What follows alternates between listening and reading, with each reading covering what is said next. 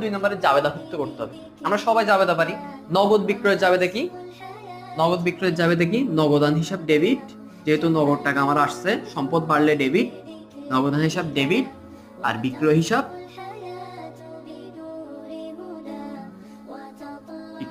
Credit 1000 টাকা। ওকে, এই যে ডেবিট ক্রেডিটের যে রূপান্তর বা পৃথকীকরণ, এটাকে আমরা কি বলবো? জাবেদাভুক্ত বলবো। এটাকে আমরা কি বলবো? জাবেদাভুক্ত বলবো, অথবা লিপিবদ্ধকরণ বলবো। কি বলবো? লিপিবদ্ধকরণ, জার্নালাইজিং ইংরেজি। ওকে, এই যে লিপিবদ্ধ করছি আমি অনেকগুলো ট্রানজাকশন, আমার কিসের, আমার ব্যবসা প্রতিষ্ঠানে অনেকগুলো ট্রানজাকশন আমি কি করছি?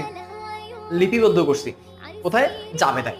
এবার নগদ অনেকগুলো হয়ে গেছে না, বিক্রয় অনেকগুলো হয়ে গেছে না, এগুলাকে আমার কি করতে হবে? আলাদা আলাদা ভাবে ভাগ করতে হবে। প্রতিদিন কি করতে হবে? আলাদা আলাদা ভাবে নগদ সবগুলোকে এক জায়গায় নিয়ে আসতে হবে, বিক্রয় সবগুলোকে এক জায়গায় নিয়ে আসতে হবে, দেনা